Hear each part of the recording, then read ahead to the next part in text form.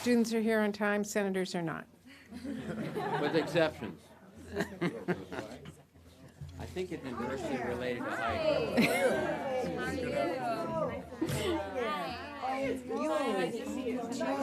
Let me come over here. Nice to see you.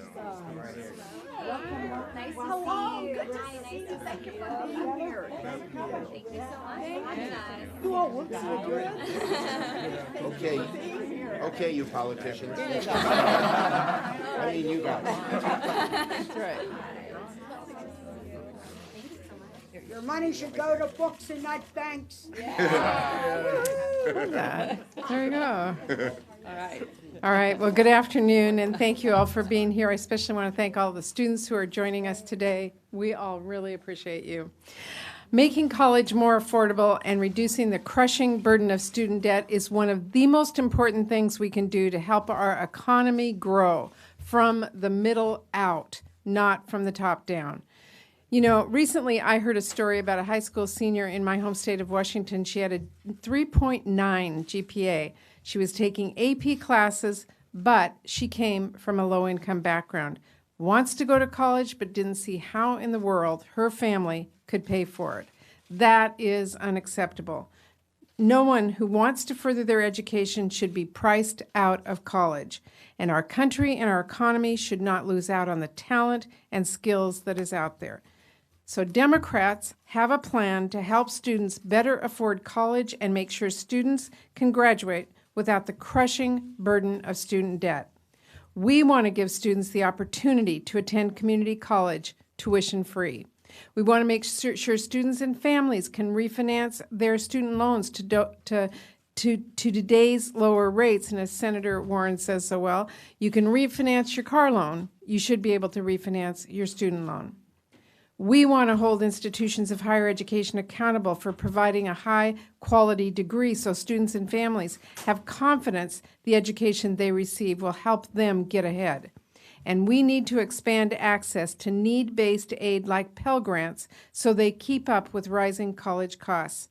I look forward to continuing to work with my colleagues in the House, especially Ranking Member Scott, to make college affordability and reducing the crushing burden of student debt a top priority. This isn't just another issue for me. This is really personal. Higher education and training was essential for my family to succeed. All of my brothers and sisters, and I have 6 of them, and I were able to afford to go to college because we had the help of Pell Grants. And my mom was able to go get the skills she needed to get a job through a worker training program. Those investments from our country helped my family gain a foothold in the middle class, like so many families over the years all across the country. So I sincerely hope that Republicans will work with us on this urgent issue so more families have the same opportunities that mine did. But if Republicans refuse to help students, they should have to answer to the young people who decide not to apply for college because of skyrocketing costs, or to the families across the country who are not sure they'll be able to pay for next semester's tuition, or to the borrowers who earned their degree but are now struggling under a mountain of debt. Democrats have solutions, and we're going to continue to work on behalf of our families and our communities and our students and help our economy grow. So I'm delighted to be joined with a lot of people here today. You'll hear from some of them as well as a student, but there are a number of organizations represented here as well. Generation Progress, Higher Ed Not Debt, AAUW, AFT, Ed Trust, National Young Farmers, NEA, SEIU, United States Student Association, Young Invincibles, and PCCC, which is the Progressive Change Campaign Committee. So we're delighted to be joined by all these organizations in our campaign to make college affordable. With that, let me introduce my colleague, Senator Jack Reed, who's been a leader on this issue. Thank you very much, Patty. Thank you very much, Patty. And we all understand that education is the engine that pulls this economy forward. It helps fulfill individual aspirations, and it helps America realize its noblest objectives, peace and prosperity and progress. And we invented public education and led the world in access to higher education. So it's a great irony today that we're really falling behind. Individually, in the case of debt that these students are bearing, collectively as a nation in terms of our ability to innovate and progress forward. Rising costs and student loan debt are putting America at risk. We need to revamp our system for financing college. We need to help families currently struggling under the burden of student loan debt. That is at the heart of the In the Red campaign, and that is what Senator Murray was talking about and my other colleagues will talk about. However, we will not succeed in making college more affordable or achieving better outcomes for students if we do not better align the incentives in higher education so that all stakeholders, including states and colleges and universities, share more of the responsibility for college affordability and student success, and more of the risk when it comes to student loan debt. This is also part of our campaign. I introduced the Protect Student Borrowers Act along with many colleagues to require that institutions bear some financial responsibility when the default rates are too high. And there has been bipartisan interest in strengthening accountability in higher education. And we need to get this part right. Last month, 30 of my colleagues joined me in asking the administration to provide an action plan and legislative recommendations to align incentives across the financial aid system for greater accountability and to assure better student outcomes and to reduce student loan debt burdens. And I'm confident that working together with Senator Murray's leadership on the HELP Committee, with all of my colleagues here, that we can make the system work better for students, families, and taxpayers. We can lower the burden of debt and make our whole system more responsive and more responsible. And with that, I'd like to turn it back to Senator Murray. Or I would ask Brian Schatz. Brian? Thank you, Senator Reed. Thanks, everybody, for being here, and thanks to our students for lending your support towards our efforts. The cost of college is spiraling out of control, and it's really one of the biggest issues that confront families today. The cost of college is growing faster than the cost of all consumer goods, twice as fast as healthcare costs.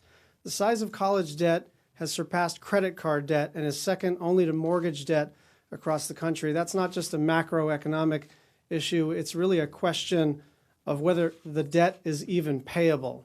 And for a lot of families, for a lot of individuals, it's not. Over a third of borrowers are delinquent on their loans by 90 days or more.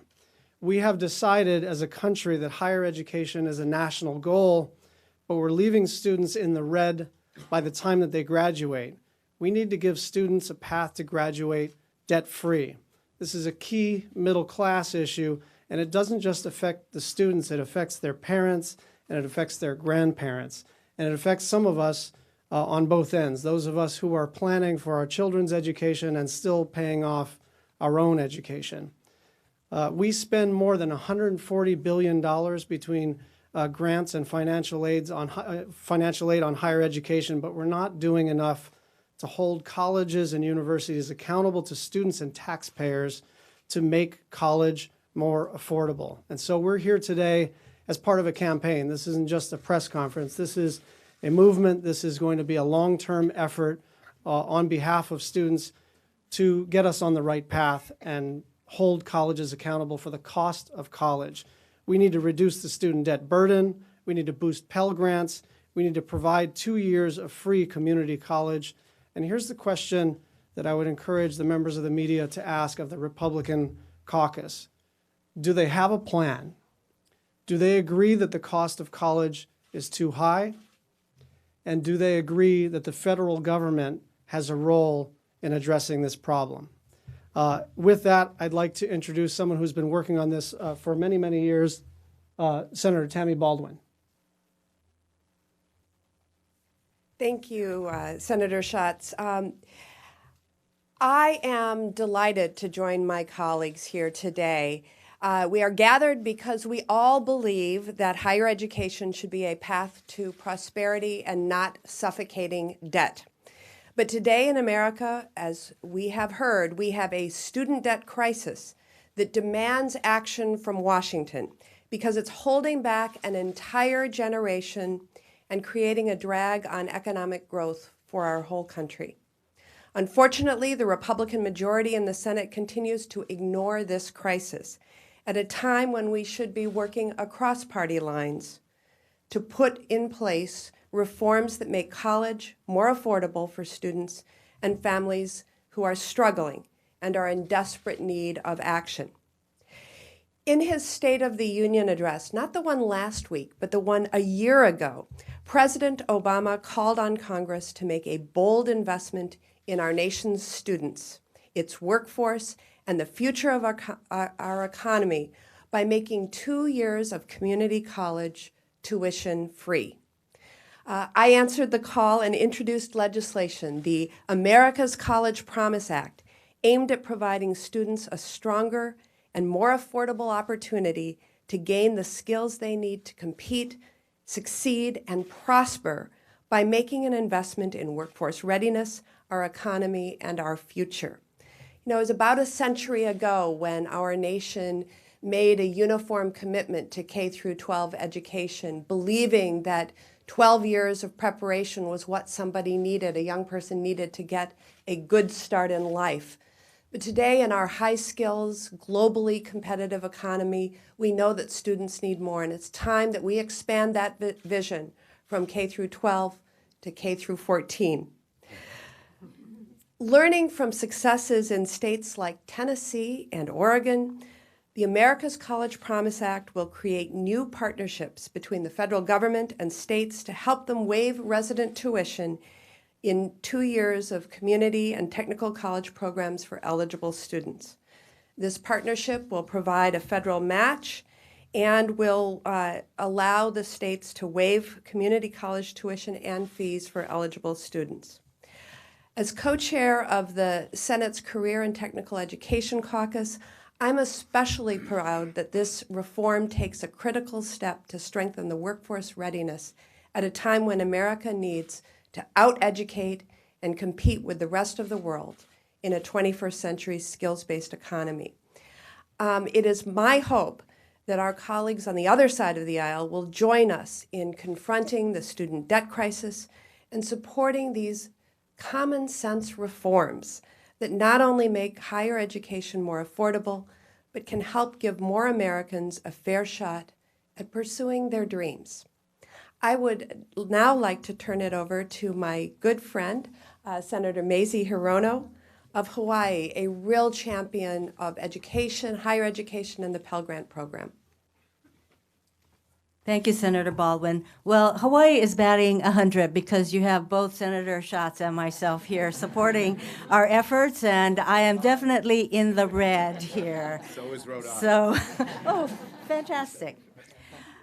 Well, I put myself through college by participating in the work-study program, and I put myself through law school through a combination of grants, scholarships, et cetera. So I know what it's like to graduate with debt, but it is nothing like what the students now are facing in terms of student loan debts. You know that it amounts to over $1 trillion? Amazing. We have to do something, and that's why we're all here.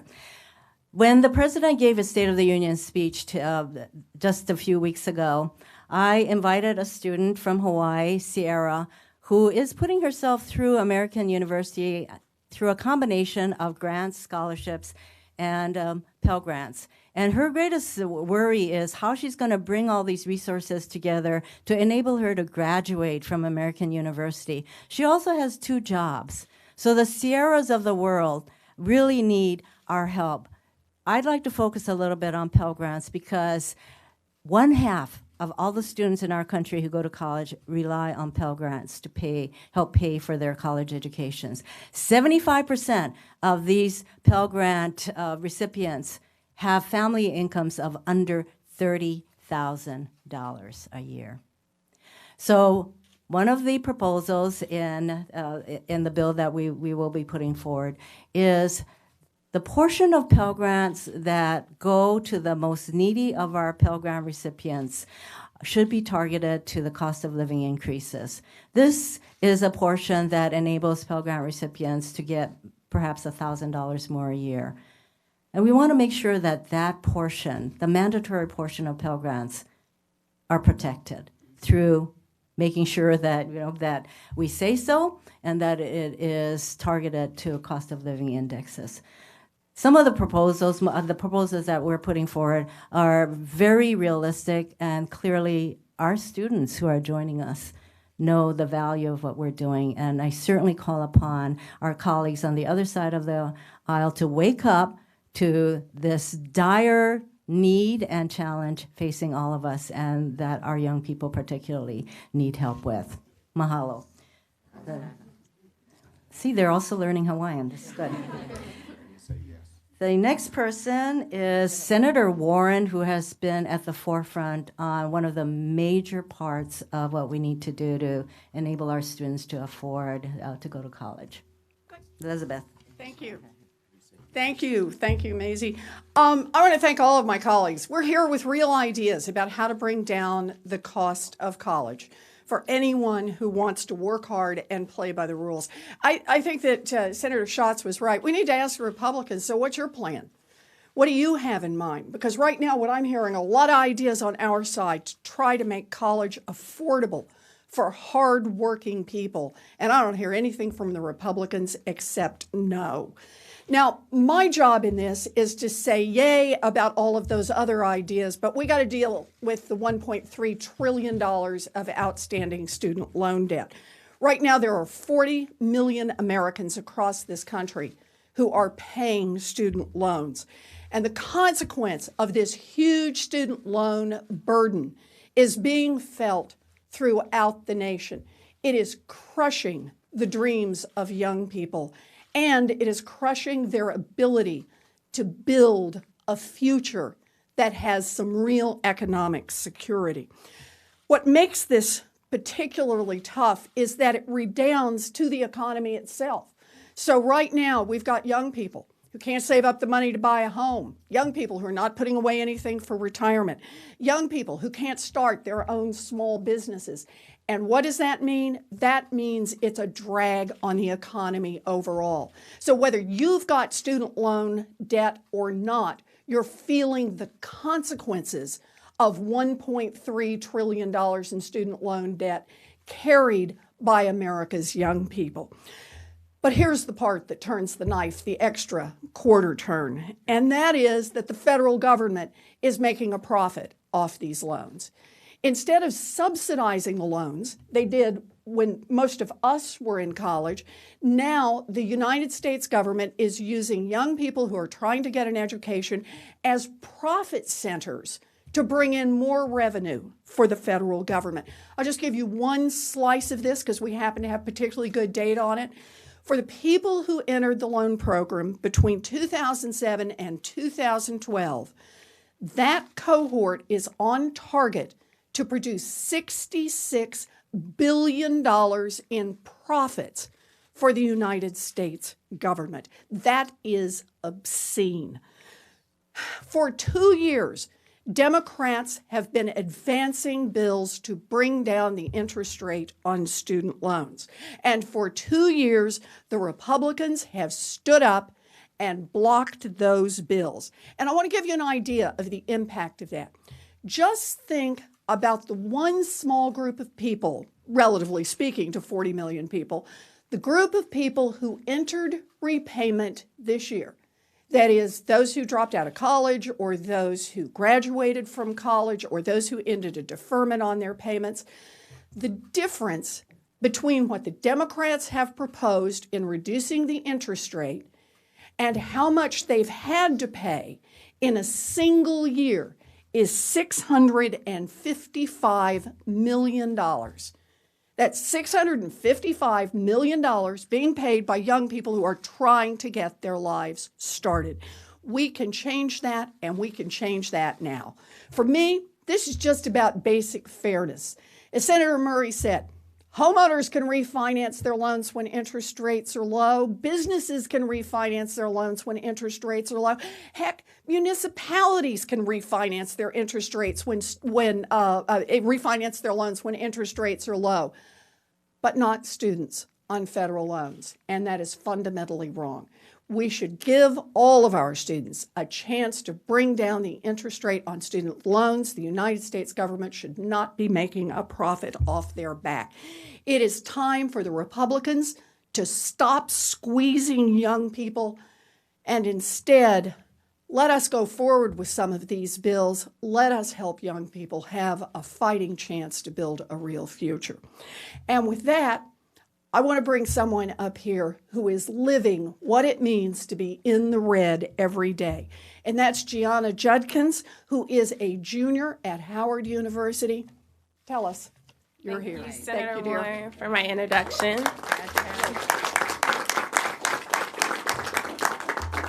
My name is Gianna Judkins, and I'm currently a junior at Howard University. I also serve as the Director of Political Affairs for our student association, and it is an honor and privilege to be here today. As a low-income minority student with a single mother who would sacrifice things such as heat in the winter just to be able to pay my college tuition, the financial hurdles I've had to climb have been astronomical. As a freshman in college, I had to choose between dropping out of school due to lack of college affordability or launching a GoFundMe, an online fundraising platform to continue my education to allow me to graduate on time in 2017. The fact is, this isn't just my story. Thousands of students across the country are faced every semester with struggling to pay for their education, parents taking second and third mortgages out on their homes, working multiple jobs, and oftentimes still falling short to pay the tuition. But as we know, education should not be a privilege, but rather a right. Each semester, the time I spend in the financial aid office takes me out the classroom. That leaves me with the frustration that comes with wanting to pursue my education, but not being able to afford it. In the red means a lot to myself and other students with similar stories because we need our leaders on the Hill to advocate for substantial policy change and college affordability reform. In the land of opportunity and freedom, students deserve to continue their education without having to sell their soul to get it.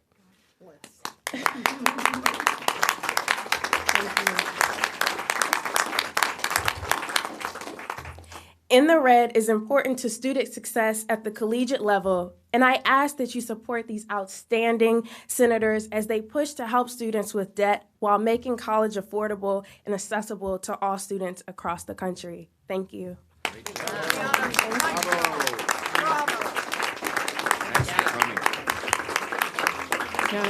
Gianna, thank you so much. No one could have said it better, so thank you very much. And I want to thank all of our friends and colleagues who are here. We're not here with talking points today. We're here with an agenda, one that is extremely important for our country's future, and we're very proud of it. We're going to be fighting hard for it. With that, any questions? Yes.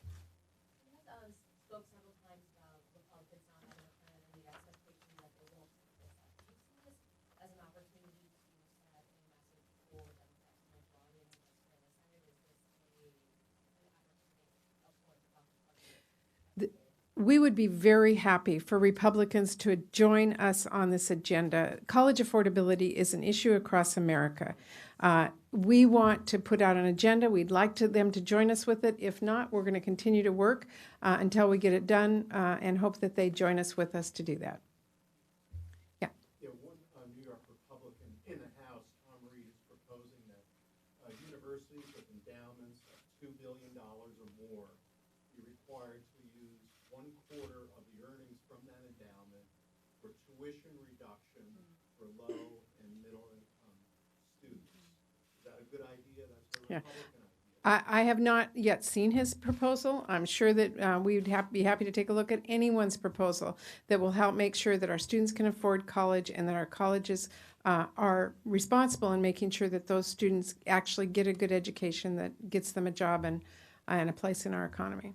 But it affects very few students. Yeah, and I would add that it doesn't affect very many students. We're trying to have a broad agenda that really impacts a lot of families.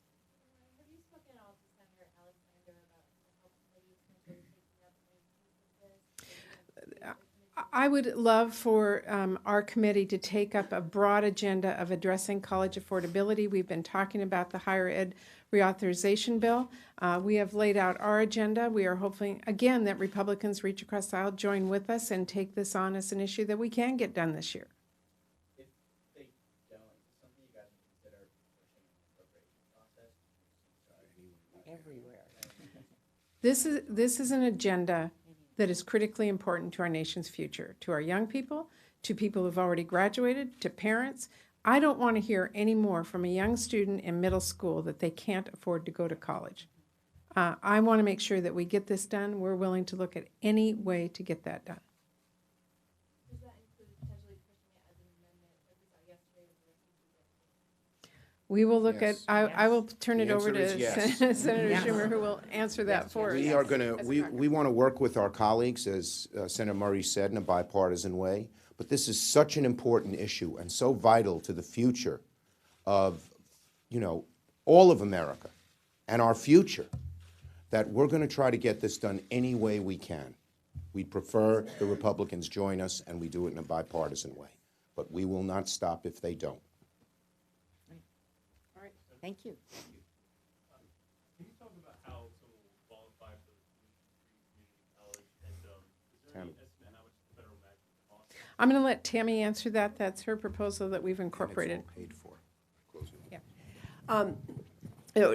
I'm just hearing over my shoulder that as we've talked about the components of this college affordability package, as it's presented together, it will be paid for. We've identified sources to pay for it. But in terms of the community college, so I didn't go into a lot of detail, but it's a $3 to $1 federal to state match. It is, the states we hope would all step forward to participate. They might not all in the first year, so it foresees a phasing in. But I did mention in my earlier statement that we have some examples of states that are trying this. Tennessee, not exactly a blue state, is doing this. The state of Oregon is beginning to do this, and I know in my home state of Wisconsin, at the institution level, we're seeing some of our technical colleges begin to make college promises to students in their area. So it cover tuition and fees estimated to be around $3,800 per student on average, and I can't remember the rest of the. Oh, in terms of eligibility, it would be focused on community colleges, technical and vocational colleges, minority-serving institutions. So first 2 years at a minority-serving institution, even if that institution was a 4-year institution. All right. Well, again, thank you all for coming today, and thank you especially to our young students behind us. We're in this with you. Thank you. You did a great job. You did. It is actually very important. Thank you, we tried. We really worked Great, hard. that was great. You really did, though. It's very important. Very good. Great job. Yeah, Yes. thank you. Thanks for coming. My friend is your biggest fan. Yes, he said I love her. We'll do.